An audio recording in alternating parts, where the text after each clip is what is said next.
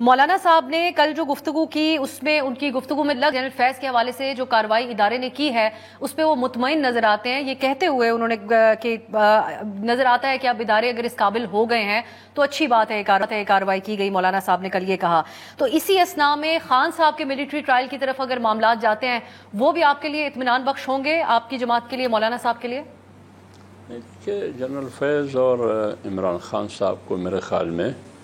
مولانا صاحب نے جو بات کی ہے انہوں نے صرف جنرل فیض کے حوالے سے بات کی ہے۔ اگر ایک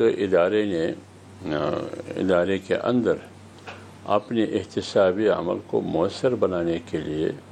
احتساب شروع کیا ہے اپنے ایک اہم پوسٹ پر برا جمع سابقہ DGISI، تو مولانا صاحب نے کہا کہ یہ خوش آئند ہے، لیکن کہاں تک یہ نتیجہ خیز یہ احتساب ثابت ہوگا اس کو دیکھنا ہوگا کہ یہ منطقی انجام تک پہنچا جا سکے گا یا نہیں پہنچا جا سکے گا۔ ماضی میں اس قسم کے حضرات نے دوستوں نے جو خلاف ورزیاں کی ہیں آرمی ایکٹ کی، سروس میں ہو یا سروس کے بعد ہو، مثالیں موجود ہیں، کسی کے خلاف بھی کارروائی نہیں ہوئی ہے۔ جنرل اسد درانی آپ کے سامنے، IGI اصغر خان کیس آپ کے سامنے، اس میں جنرل مدگل کا کیا رول تھا، جنرل درانی کا کیا رول تھا۔ پھر ریٹائرمنٹ کے بعد جنرل درانی کا را کے چیف کے ساتھ جو مل کے کتاب انہوں نے لکھی، کورٹ مارشل بھی ہوا، کیا اس کورٹ مارشل میں کیا ہوا، تو ان چیزوں کو اگر دیکھے تو ابھی قوم یہ انتظار کرے گی کہ وہ حاضر سروس میں ہو کہ انہوں نے جو آئین کی خلاف ورزی کی کیا اس کا محاسبہ بھی ہوگا۔ اگر اس کا محاسبہ نہیں ہوگا تو اس کا مطلب یہ ہوگا کہ وہ ادارے کی پالیسی تھی، وہ ایک شخص کی پالیسی نہیں تھی،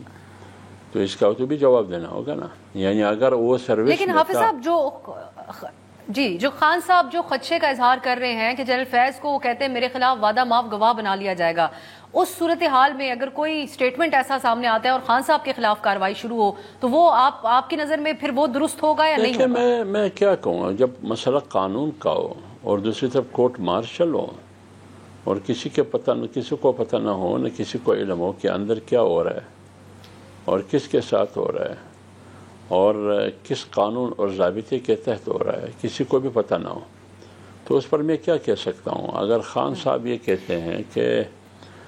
مجھے ملٹری کورٹ میں لے جا رہے ہیں، تو اب اگر وہ لے جا رہے ہیں تو ہم تو سپریم کورٹ کا فیصلہ آپ کے سامنے ہے، انہوں نے تو ملٹری کورٹ کو سسپینڈ کیا ہے کہ وہ کسی کو ملٹری کورٹ کے اندر ان کا ٹرائل نہیں کر سکتا ہے۔ تو ایک طرف سپریم کورٹ ہے، ایک طرف اسٹیبلشمنٹ ہے، بس دونوں طاقتور ادارے ہیں۔ اب دیکھیے قانون کون سا ادارہ قانون کو فالو کر رہا ہے اور کون سا ادارہ قانون کو فالو نہیں کر رہا ہے۔ جہاں تک اوپن ٹرائل کی بات ہے، اوپن ٹرائل اگر قانون اجازت دیتا ہے، ضابطہ اجازت دیتا ہے، بالکل اوپن ٹرائل ہونا چاہیے۔ اس میں چھپانے کی کیا بات ہے، اس میں کیا قباحت ہے؟